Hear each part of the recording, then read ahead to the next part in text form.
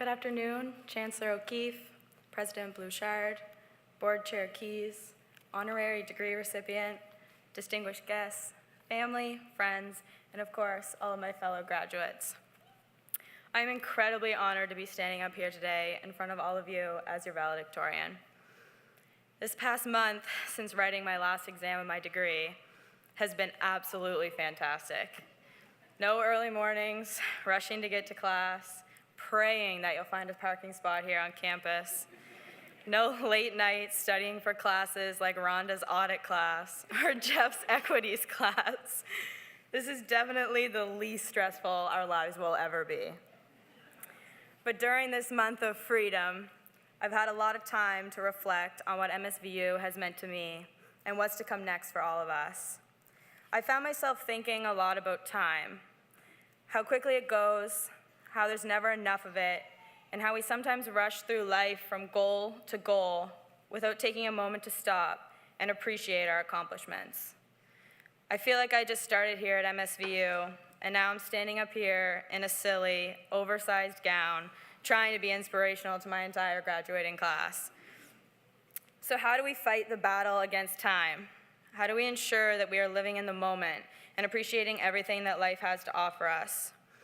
How do we guarantee that we are living life to the fullest and maximizing our happiness? For the purpose of my short speech today, I've narrowed it down to 3 things we can do. First, I think we need to stop worrying. This one's also for you, Mom. You can't fully appreciate today if you're worrying about tomorrow or about others. Tomorrow is going to happen whether you worry or not.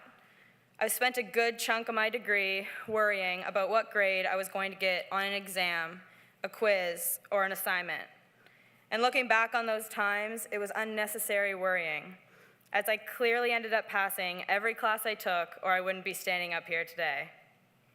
I worried about what others thought of me, of my actions. And looking back on that, that was even more unnecessary. It was a waste of my time and energy to be worrying about these things. And at times, it didn't allow me to live in the moment and appreciate all of my time here at MSVU. Worrying has never accomplished anything for anybody, so let's all redirect our energy elsewhere and allow ourselves to live in the moment. Second, as recent graduates, we need to dream big and have big goals and big aspirations. I want each and every one of us to be successful in whatever career we choose to pursue. But make sure you dream about the future without wishing away today. Live in each moment, each day. Find something about every day that was good, that was fun, or that was inspiring. Set goals, but work hard today. Don't allow dreaming about the future to replace living in the moment and appreciating the present. Just don't rush through life. Let's all just slow down. Sometimes we get so caught up in reaching a goal like this one, or getting to a certain promotion at a job, that we forget there are still beautiful days in between those accomplishments. And last, I wish for all of us to enjoy our careers. I know this is something we hear our professors or parents say to us constantly, and I'm positive everyone here has heard the saying, do what you love and you'll never work a day in your life. This phrase gets repeated to graduates like it's the only career advice we need to be successful. I don't entirely agree with this phrase. I don't want us to confuse passion or enjoyment with hard work. I don't think we should ever feel like we are never going to work a day in our lives. In order to pay the bills and put food on the table, of course we are going to have to earn that, and in turn, work for it. Unless you're planning on winning the lottery, no one is going to do that work for you. You can still enjoy your job and simultaneously recognize that it is hard work. It's still okay to sometimes feel stressed, overwhelmed, or even exhausted from your job. That doesn't necessarily mean we are in the wrong career. I think the phrase should go like this: love what you do, make a living out of it, but still work hard. Remember that there is still a vast difference between work and play. Pretty much every job is going to come with at least a few tedious or boring tasks that will simply never be enjoyable. We can't expect our careers to be perfect, but let's all make sure that we enjoy them, let's say, 90% of the time. If we enjoy our careers, the rest of our lives will seem less stressful, and maybe we will be able to appreciate life more and live in the moment. To put it into perspective, there's only 168 hours in a week. If you sleep for 8 hours a night, which I know is a stretch for most, but nonetheless, that's approximately 56 hours a week just sleeping. Stay with me, everyone. I'm an accounting student. I had to throw some math in here somewhere. After factoring in sleep, this leaves 112 hours to your week.